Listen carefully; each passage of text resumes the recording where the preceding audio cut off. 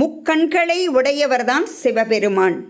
இவருடைய திருமேனி 64 திருமேனிகளை உடையவர். ரொம்ப அழகாக இருப்பார். இவருக்கு அபிஷேகம் செய்துக்கிட்டே இருந்தால் ரொம்ப பிடிக்கும். அப்படிப்பட்டவர் தான் இந்த சிவபெருமான். இவரிடத்துல பார்த்தோம்னா கருணை கடல், அன்பு மட்டும்தான் இவர் மக்களிடத்துல இருந்து எதிர்பார்ப்பார். இவர் அன்பைத்தான் திருப்பி கொடுப்பார். இப்படிப்பட்ட சிவபெருமானனுடைய ஆயுதங்கள் நிறைய அவர் வச்சுக்கிட்டு இருக்கார் கையில். நம்ம திருமால்னு எடுத்துட்டோன்னா சங்கு சக்கரம் இது 2 தான் இருக்கும் அவரிடத்துல ஆயுதமாக. ஆனால் இவரிடத்துல அப்படி கிடையாது, நிறைய ஆயுதங்கள் இருக்கும். இவர் போர் செய்வாரான்னா நிச்சயமாக கிடையாது. ஆனாலும் இவரிடத்தில் ஆயுதங்கள் பல உண்டு.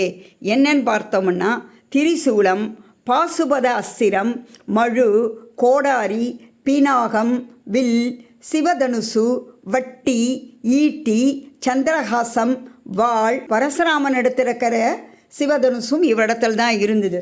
ஆக இப்படி நிறைய ஆயுதங்கள் இவர் வைத்து இருந்தாலும் ஒரு ஆயுதம் ரொம்ப பேருக்கே தெரியாது. அந்த ஆயுதம் என்னன்னு பார்த்தோம்னா கட்வங்கம். அது என்னது கட்வங்கம் அப்படின்னா அது ஒரு சிலர் இடத்துல தான் இருக்கும். யார் இடத்துலன்னா பைரவர்கள்னோ காபாலிகள் அப்படின்னு சொல்வோம். இவர்கள்லாம் பொன்னியின் செல்வன், சிவகாமி சபதம், இப்படிப்பட்ட கதைகள் எல்லாம் சிவபெருமானையே நினச்சிட்டு வாழக்கூடியவர்கள். இவர்கள் முற்றும் துறந்தவர்கள். இவர் சுடுகாடுகளுக்கு செல்லக்கூடியவர்கள். இப்படிப்பட்ட காபாலியர்களுடைய கையில் தான் இந்த கட்வங்கம் என்கின்ற ஊன்றுகோலான ஆயுதம் இருக்கும். இது சாதாரணமாக பார்க்குறதுக்கு பெரியவங்கள்லாம் நடந்து போக முடியாமல் இருக்கும் பொழுது ஒரு 70 வயசு ஆன உடனே பெரியவங்கள்லாம் 3வது ஊன்றுகோல் அப்படின்னு சொல்லக்கூடிய கைத்தடியை தான் வச்சுட்டு நடப்பாங்க. இந்த கைத்தடி போலத்தான் சிவபெருமானுடைய ஆயுதமும் காணப்படும். ஆனால் சில வித்தியாசம் உண்டு. என்னன்னு கேட்டிங்கன்னா இந்த ஆயுதத்தை நம்ம சாதாரணமாக செதுக்கக்கூடியது அல்ல. சுடுகாட்டிலே இருக்கக்கூடிய எலும்புகளினால் செய்யப்பட்ட தண்டு. அப்போ முதுகு தண்டு கூட சொல்லிக்கலாம். அதாவது பெரிய எலும்பு துண்டு எது இருக்கோ அதுதான் நீளமான தண்டு.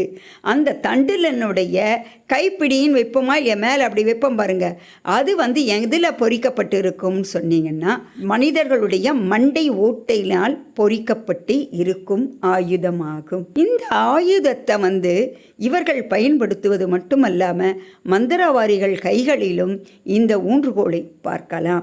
இதுதான் மந்திர சக்தி உடையது. ஏன்னா இதுக்கு சக்தி அதிகம், எலும்புகளுக்கு சக்தி அதிகம், மந்திர தந்திரம் செய்வதற்கு சக்தி அதிகம். இதை வச்சுக்கிட்டு தான் மந்திரவாதிகள் அடுத்தவர்களை அடக்கக்கூடிய திறமையை